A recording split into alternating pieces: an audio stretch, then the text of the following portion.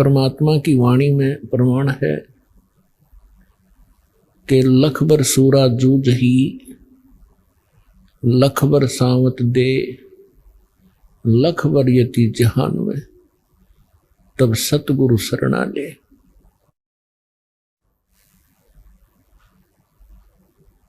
आज आपको जो समय प्राप्त है, आज आपको जो भक्ति विधि प्राप्त है, चाहे वो किसी भी कारण से सतलोक आश्रम बरवाला जिला हिसार हरियाणा में पहुंचा है, चाहे किसी भाई बहन के कहने से या कोई किसी संकट से दुखी या कोई ज्ञान से प्रेरित होकर यहाँ पहुंचे हैं, तो सभी पुण्य आत्माएं हैं। यहाँ आना आम आत्मा के बस की बात नहीं है। जब तक प्राणी के पूर्व जन्मों के शुभ संस्कार अत्यधिक नहीं होते, तब तक वो सतगुरु प्राप्त नहीं कर सकता। और सतगुरु और परमात्मा में अंतर नहीं होता।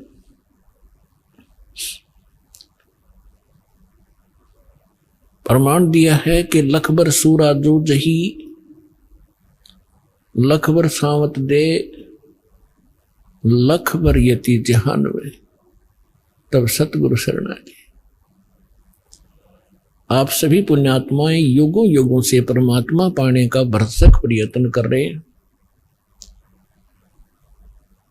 आपने बहुत साधनाएं की, कभी ना कभी आप परमेश्वर कबीर जी की शरण में भी अवश्य रहे हो,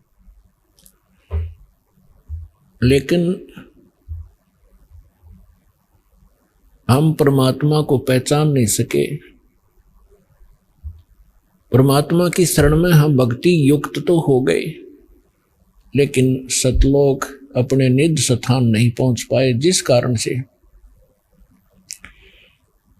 वो पुण्यकर्मी प्राणी इस काल के लोक में बहुत से महत्वपूर्ण पदों को प्राप्त होता है और उसके पश्चात फिर से 84 लाख योनियों के चक्कर में पड़ जाता है।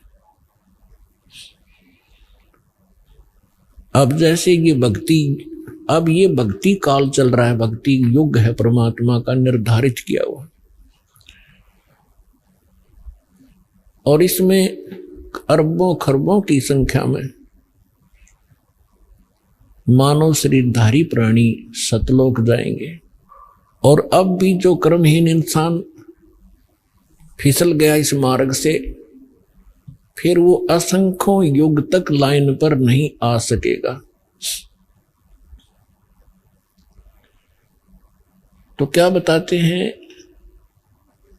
लखबर सूरा जूझ ही।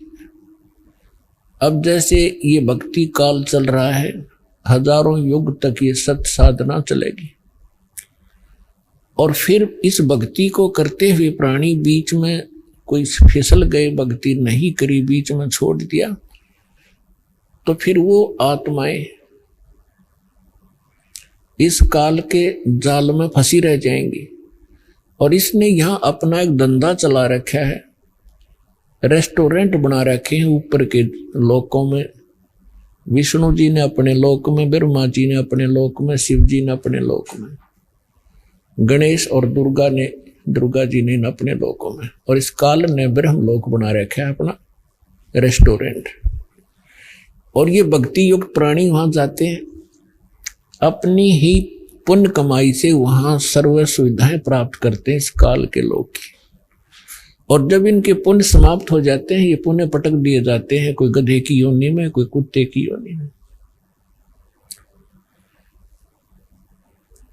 और उसके बाद फिर भी मनुष्य शरीर जब कभी प्राप्त होता है, तो उस पुण्यात्मा के अंदर फिर से तड़प भगवान की बनी ही रहती है। वो फिर से शुरू करता है। परमात्मा दयालु है, फिर उनका नियम है, विधान है, प्रत्येक युग में आते हैं, उनको नए सिरे से फिर चार्ज करते हैं। तो परमात्मा की शरण में आप जी ने बहुत अच्छी अच्छी साधनाएं की हैं। और जैसे लखबर सूरा जूझ ही, एक सूरवीर होते हैं, सूरमा जिसे कहते हैं, ये बहुत बड़ी पुण्यकर्मी प्राणी होते हैं। सूरवीर वो होते हैं जो कभी अन्याय करते नहीं और अन्याय सहन नहीं करते, और जब भी कभी कोई युद्ध के मैदान में वो खड़े हो जाते हैं, या तो सामने वाले को मार डालते हैं या स्वयं कट टुकड़े टुकड़े हो जाते हैं, वो पीछे नहीं हटते। ये पुण्यकर्मी प्राणी के अंदर एक विशेष गुण होते हैं। लखबर सावत दे, बहुत से पहले के प्रमाण मिलते हैं कि जिस व्यक्ति के हाथ घुटनों से नीचे तक जाते हो उनको सावत देह युक्त कहा जाता है। वो भी बहुत पुण्यकर्मी प्राणी होता है, बहुत पुण्यकर्मी प्राणी होता है। उसके अंदर भी एक विशेष गुण होते हैं, बड़ा सहनशील होता है, कभी दुराचार करता नहीं, कोई अन्याय नहीं करता और ना ही किसी को करने देता है। और लखबर यति जिहान में, यति जैसे सुखदेव ऋषि थे, वो बड़े यति थे, लेकिन भक्ति साधना ठीक नहीं थी उनकी, फिर भी वो गुण था उसके अंदर। राजा जनक के पास जब वो दीक्षा प्राप्त करने के लिए गए, राजा जनक जी ने उनकी परीक्षार्थ उनका आसन एक अलग कमरे में लगा दिया और उसकी सेवा के लिए एक नौकरानी भेज दी और नौकरानी को कुछ संकेत दे दिया, ऐसे ऐसे करना। नौकरानी उनको खाना खिला करके उन्हीं के बेड पर बैठ गई।